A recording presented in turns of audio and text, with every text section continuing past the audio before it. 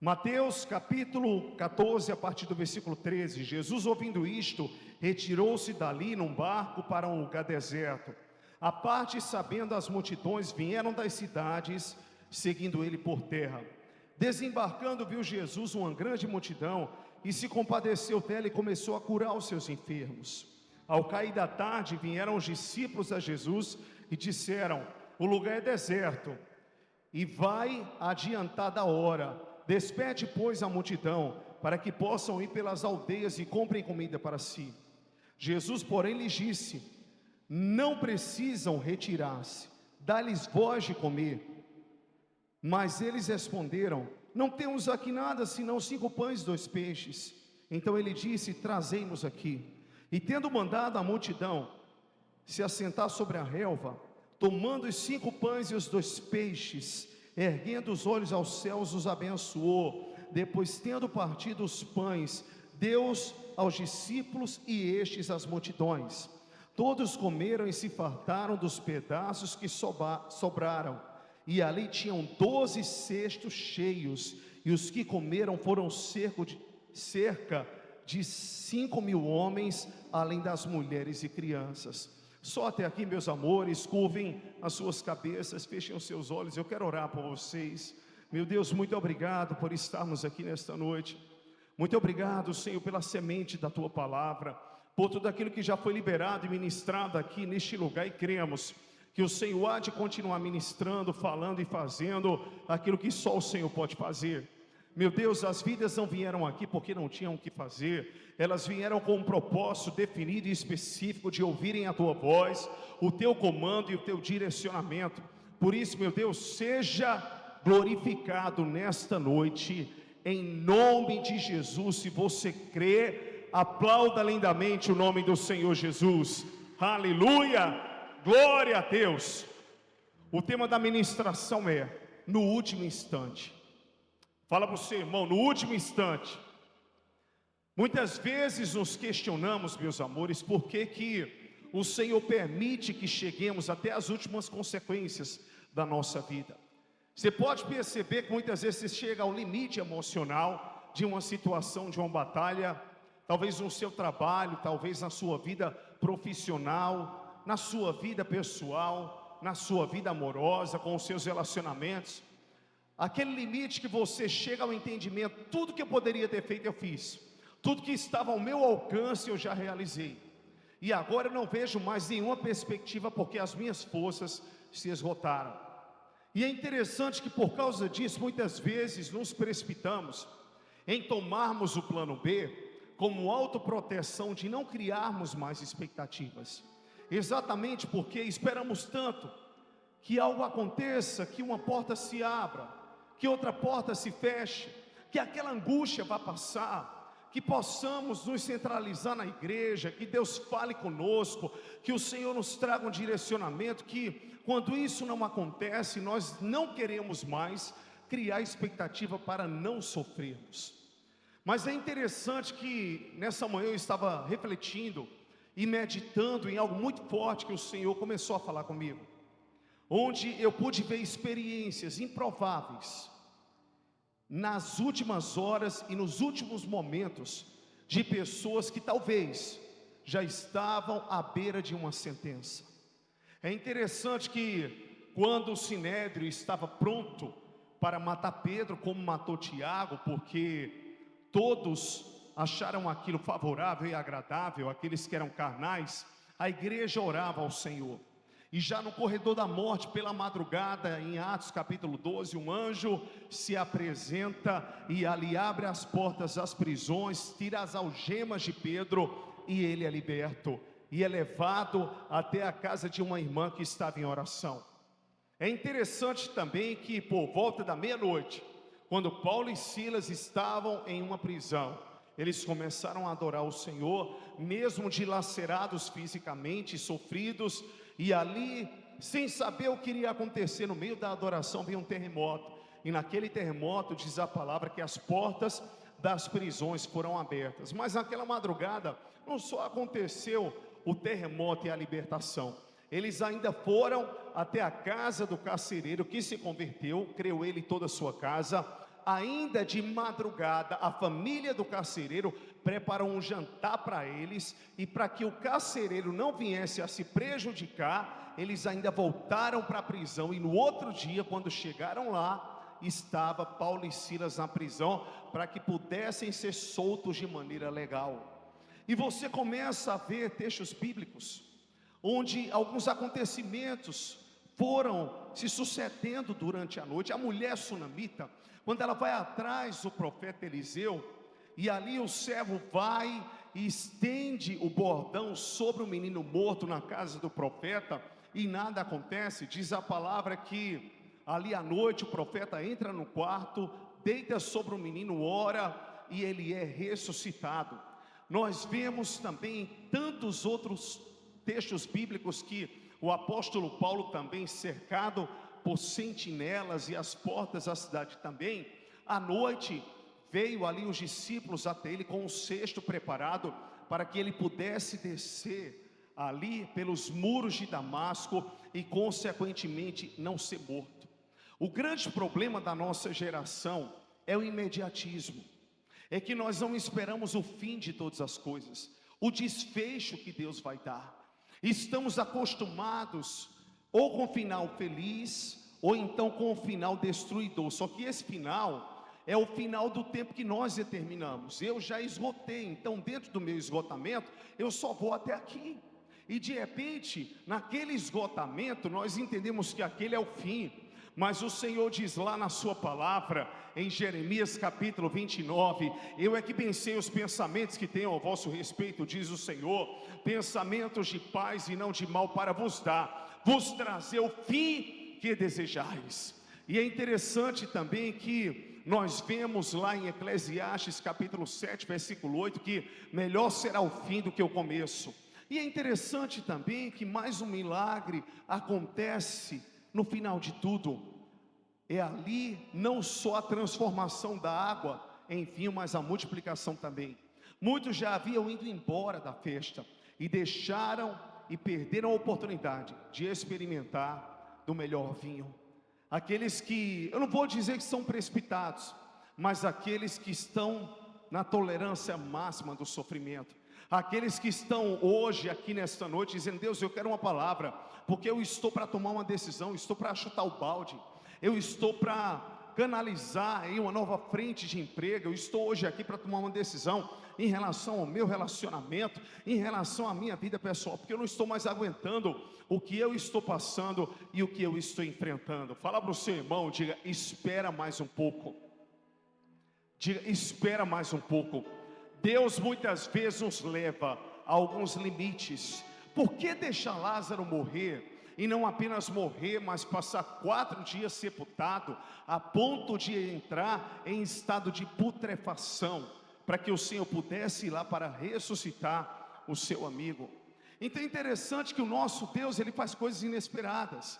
No meio da noite também, de uma tempestade, eu poderia passar a noite aqui citando textos bíblicos. Diz a palavra que o Senhor vem andando sobre as águas. Ele deixou mesmo que os discípulos fossem, enfrentassem aquela tempestade, a insegurança, será que iremos morrer? E diz a palavra que o Senhor vai e chega andando sobre as águas, e Pedro diz: Senhor, se és tu, me mandas ir até o teu encontro. E ele foi, andou sobre as águas, afundou um pouquinho, mas diz a palavra que a mão do Senhor o levantou, e quando Jesus entrou no barco, ele deu uma ordem sobre o vento e sobre o mar, e eles se aquietaram.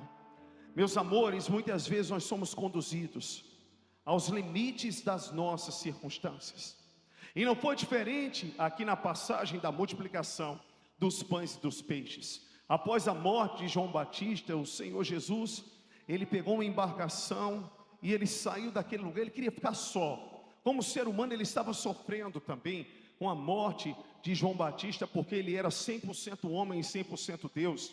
Mas vendo o esforço das multidões que foram a pé para o lugar deserto onde ele estava, Jesus viu tantos enfermos que para chegarem lá não foi fácil. Eles foram com muitas dificuldades, e o Senhor, tendo compaixão deles, o Senhor curou os seus enfermos. E vendo que já era tarde, os discípulos disseram: Senhor, essa multidão já está aqui há tanto tempo, despede-os para que eles possam ir para casa, porque na aldeia ainda existem, vou usar uma palavra simples aqui para vocês, mercados abertos para que eles possam comprar comida. E o Senhor disse: não, eu não vou deixá-los ir assim, alimentem-os. E é interessante que sobre isso ninguém esperava. As pessoas esperavam ser curadas, as pessoas esperavam receber do Senhor Jesus alguma coisa, mas jamais elas esperariam que ao anoitecer mais um milagre estava por vir. No limite da fome, no limite da escassez, em um lugar deserto, onde tudo era improvável, onde tudo era contrário, o Senhor vem e opera o sobrenatural, fazendo do nada tudo, fazendo do pouco muito, usando aquilo que aos olhos humanos era impossível. Então eu declaro para você nesta noite, eu não sei como você chegou aqui, mas o que adianta hoje você ter o levanta e anda, e de repente você não ter a sustentação que vai te fazer continuar andando? Deixa eu falar algo de Deus para você. O Senhor hoje, Ele não quer apenas te curar e te restaurar, Ele quer te alimentar e te fortalecer, para que quando você sair desse lugar, você não venha esmorecer no meio do caminho, você não venha perder as forças no meio do caminho, para que você tenha um alimento sólido, que te leve a lutar, quando o inimigo se levantar, que te leve a estar fortalecido e fortalecida, quando as circunstâncias vierem contra você. Nós precisamos entender que o melhor está no fim, e se nós não esperarmos o tempo de Deus acontecer com plenitude, existirá aquela lacuna. Veremos os perseverantes recebendo, aqueles que persistiram até o fim, e nós ficaremos sem receber a bênção final do que Deus tem para nós. É interessante que eu estava refletindo sobre um tempo transicional analógico, onde os meus trabalhos, muitas vezes de escola, foram feitos à mão ou na datilografia, onde eu vi moveres do Espírito extraordinários, onde teve uma ocasião no evento em praça pública, que eu fui pregar, e naquela ocasião, é muito difícil você pregar num lugar aberto, porque a dispersão é muito grande. A quantidade de vidas de maneira tão simples, que vieram à frente, e como Deus movia de uma maneira tão real, palpável, como a presença de Deus era densa. Não precisávamos conduzir as pessoas a um glória a Deus, a um aleluia. O povo já tomava conta daquele ambiente com essa atmosfera. Não precisávamos pedir para que as pessoas batessem palmas, elas já faziam isso. E é interessante que países que passaram por grandes avivamentos, eles viveram momentos na economia também extraordinários, como na Europa. A Europa viveu um grande avivamento, e ela começou a enriquecer, meu pastor, e de repente eles tinham ouro e prata, e de repente o que aconteceu naquele tempo, talvez esteja acontecendo em nossos dias. Eu tenho orado, eu tenho dito: Senhor, faz de novo. Eu quero ver paralíticos andando, eu quero ver cegos enxergando, eu quero ver a tua igreja através de um poderoso avivamento. Eu não quero apenas o nome de avivamento, eu não quero apenas, Senhor, a nomenclatura de quartas de milagres ou de curas. Eu quero ver curas acontecendo no interior, no exterior das pessoas. E sabe o que Agostinho falou quando chegaram para ele e disseram: nós estamos prosperando? Ele disse: a minha grande preocupação é porque aquilo que Paulo disse um dia, Paulo não, Pedro e João, ao paralítico que estava à porta do templo chamada Formosa, está acontecendo conosco, só que as coisas mudaram. Ele disse: hoje nós temos ouro e prata, mas perdemos o levanta e anda. Meu Deus, não deixe a visitação de Deus passar. Você faz parte da última geração que sabe o que é mover do Espírito. Avivamento não é simplesmente tom de voz, profundidade de palavra. Avivamento é a revolução espiritual que Deus está gerando no nosso interior. E nós precisamos entender que por mais que alguém venha pregue, por mais que alguém venha e adore, a busca é individual, é pessoal. Jesus estava conversando nos bastidores com os discípulos e ninguém sabia daquilo que que estava por vir. Existem segredos que os céus já estão arquitetando para te abençoar, mas a palavra de Deus para você é: a noite está chegando, o caminho vai ficar escuro, eu preciso voltar para casa. Não saia de onde Jesus está, como esse povo não saiu, até que ele dê a palavra de ordem. Pode voltar para casa. Se ele está em silêncio, é porque algo ele está projetando, algo ele está preparando. E para aqueles que creem no mover e no sobrenatural de Deus, vão levantar suas mãos nesta noite e vão dizer: eu recebo, porque eu creio que Deus tem multiplicação para minha vida. Se você crê, dá o maior glória a Deus que você já deu nesta noite e aplauda lindamente ao Rei da Glória. Leva-na xerianda lá, maná. Estava tudo acontecendo nos bastidores.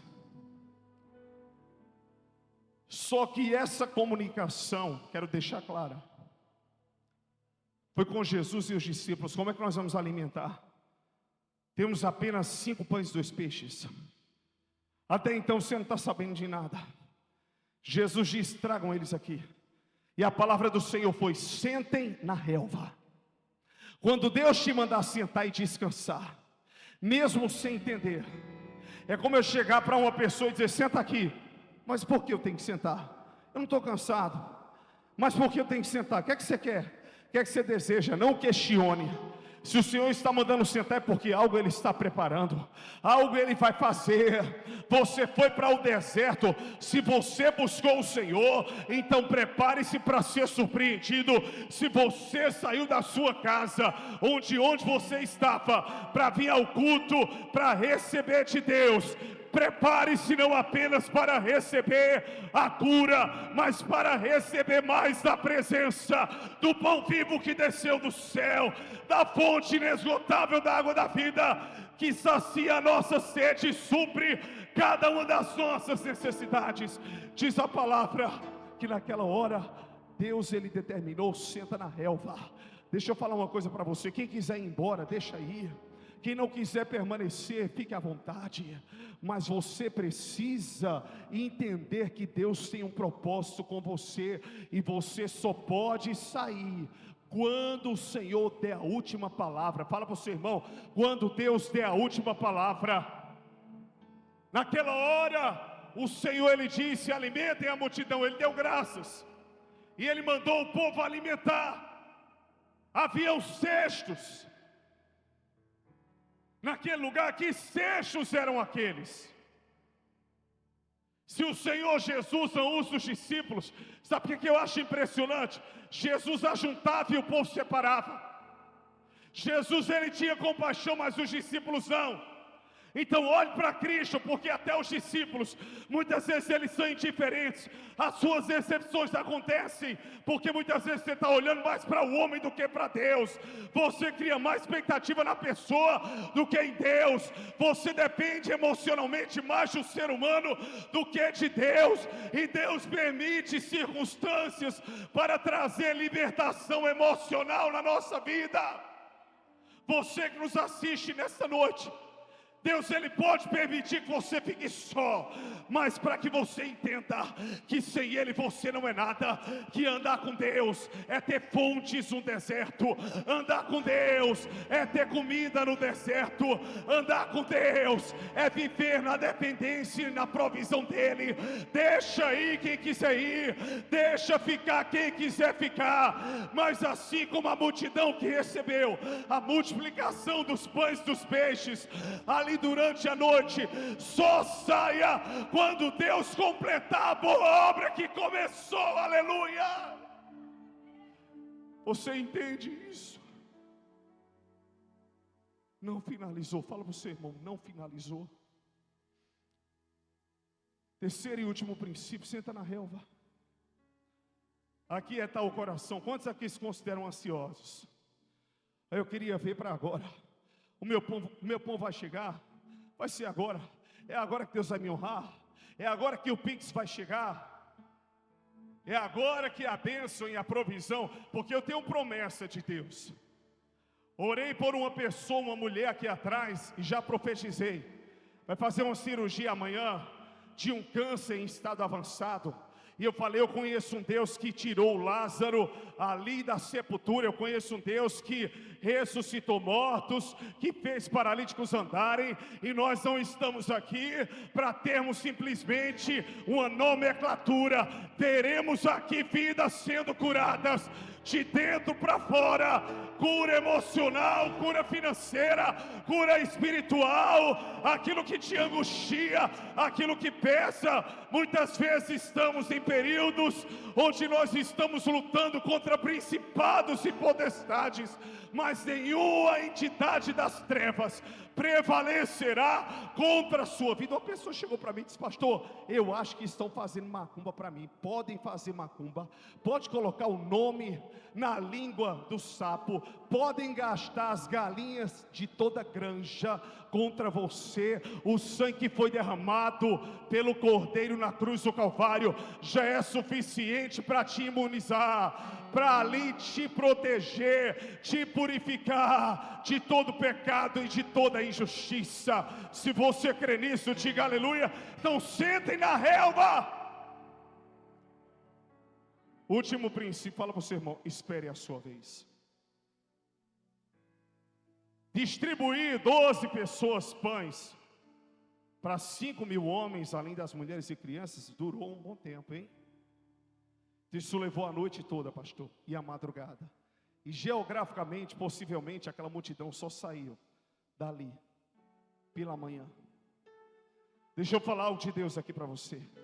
Não tenha pressa de sair. A multiplicação aconteceu entre a noite e a madrugada. São nos momentos de trevas da nossa vida que vem a manifestação de Deus. É quando você está dormindo que aos amados o Senhor dá enquanto eles dormem. É quando você pensa que nada vai acontecer ou não está acontecendo, que tudo escureceu, que Deus vem e age, que Deus vem e opera, que Deus vem e trabalha. Ele inquieta o coração daquele homem, daquela mulher, daquele familiar que você tem orado, que você tem buscado, daquela pessoa que você tem que colocar diante do Senhor. Ele começa a operar, porque a palavra diz que Ele pega o coração de pedra ali duro e transforma no coração sensível, no coração de carne quebrantado diante da presença de Deus. Sabe por que você tem se acabado? Porque tem gente inquieta do teu lado. Você está lá recebendo de Deus, Ele mandou sentar na relva. Aí fica uma pessoa: vamos embora, está demorando demais, eu vou sair dessa lanchonete, eu vou sair desse culto. Você quer prestar atenção na palavra? Olha, mas isso aqui, marca um café para o seu irmão, para contar o que foi que aconteceu. Mas na hora que ele está recebendo, não. Deixa ele glorificar, ficar à vontade, ter liberdade na presença do Senhor. E de repente, você começa a ver que circunstâncias tentam tirar você. As multidões, elas ficam porque elas creem, mas muitos vão embora, exatamente porque não tem a paciência de esperar até o fim. Se Deus te plantou num determinado lugar, faça como Jacó, segura na perna do anjo, mas só deixa ele ir embora ao amanhecer. Deixa amanhã chegar. Você sabe de onde saiu o texto, que o choro pode durar uma noite, mas a alegria vem pelo amanhecer. Saiu da conclusão de que os maiores milagres bíblicos aconteceram ao longo da noite, e pela madrugada Deus, Ele confunde o inferno. É quando tudo escurece, quando as trevas vêm, quando a esperança acaba, quando parece que nada vai acontecer, que Deus, Ele faz do nada tudo, que Deus, Ele levanta da sepultura o morto e traz à existência as coisas que não existem. Se você crê nisso, diga aleluia e aplauda lindamente o nome do Senhor. Irmã, você aqui, Deus está trazendo cura hoje sobre a sua vida. Deus está te dando um presente. Alguém foi embora, mas alguém está chegando. Alguém te deixou, mas Deus está mandando alguém. no momento mais escuro da sua história, receba de Deus. Essa moça aqui ruiva, deixa eu dizer uma coisa para você. Deus, Ele vai restituir aquilo que você perdeu. E você foi envergonhada em uma situação no ano de 2023. Mas quem mexeu contigo, mexeu na menina dos olhos de Deus. Assim diz o Senhor: nesse mês de outubro, eu preparo um caminho de honra. Quando parece que nada vai acontecer, os pães serão multiplicados, e nessa multiplicação, os cestos permanecerão cheios. Meu lindão, Deus está trazendo um novo tempo de restituição para você. Agora preste atenção. A porta que se fechou não foi o diabo não, foi Deus. Porque o Senhor, Ele tem outra muito maior a ser aberta. Deus te trouxe aqui nessa noite para dizer: eu tenho contemplado a sinceridade do teu coração, eu tenho contemplado a tua transparência, e por isso eu vou te honrar. Se prepare, porque no mês de novembro, marque esse mês, eu tenho um presente para colocar nas suas mãos, e como eu vou operar, ninguém pode impedir. Meu irmão, Deus está curando você aqui, uma mulher da sua família. Deus está tocando nela por amor a você. O inimigo tem tentado te enlouquecer, o inimigo tem tentado roubar sua paz, mas assim diz o Senhor: nesta noite todo plano do inferno eu já fiz cair por terra. Ele tem se levantado contra a sua casa, contra as circunstâncias, tem tentado te humilhar, mas a cura desta mulher da tua família é a prova viva de que eu sou o Deus que fala contigo. Pode aguardar, porque o testemunho virá do meu poder e da minha grandeza, diz o Senhor. Minha querida irmã, assim diz o Senhor: continue. Você tem estado no seu limite emocional. Você disse a Deus assim: Deus, eu estou sobrecarregada, faço tudo e ainda sou criticada e não sou compreendida. Mas assim diz o Senhor: eu te contemplo no íntimo e no secreto. Estou mandando gente para te ajudar, e grande será o teu galardão. Espera tão somente em mim como você tem esperado.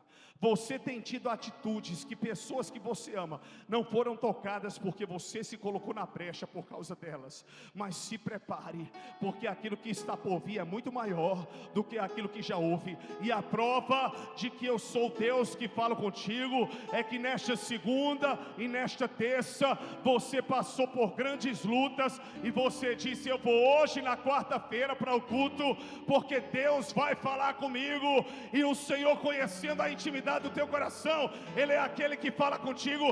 Receba cura nesta noite. Deixa eu falar algo de Deus para você. Você pode dizer: meu Deus, por que eu tenho que levar tanta gente nas costas?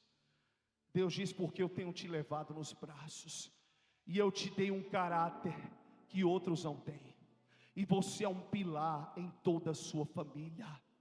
Muitas vezes te procuram, muitas vezes é você que resolve, é você que faz. Isso traz cansaço, mas você tem percebido o quanto eu tenho te renovado, porque você é uma missionária, você é uma filha minha, que vai pregar com ousadia e com autoridade. E se prepare, porque a tampa da botija está sendo aberta nesta noite, diz o Senhor.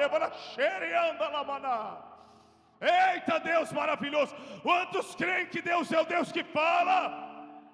A questão não é o pão, pode vir pão ou o que for, a questão é ficar até o fim. Diga para o seu irmão: nunca esqueça que o melhor de Deus, o mais sobrenatural, Ele já vai esquecer, porque você está falando para dentro, fala para fora. Diga: nunca esqueça que o melhor de Deus e o sobrenatural vem no último instante da sua vida. Deus está tocando. Meu lindão, você, esse jovem, olha, Deus está provendo algo para vocês dois. Deus diz: não se preocupe, porque eu sou a provisão de vocês. Você de preto, ela de branco. Deus está abrindo portas, e Deus está usando pessoas.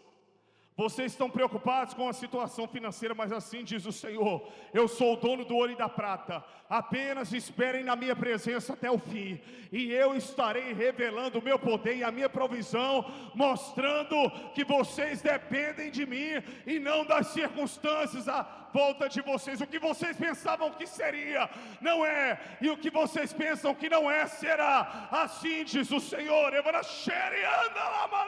Ele canta lá managem.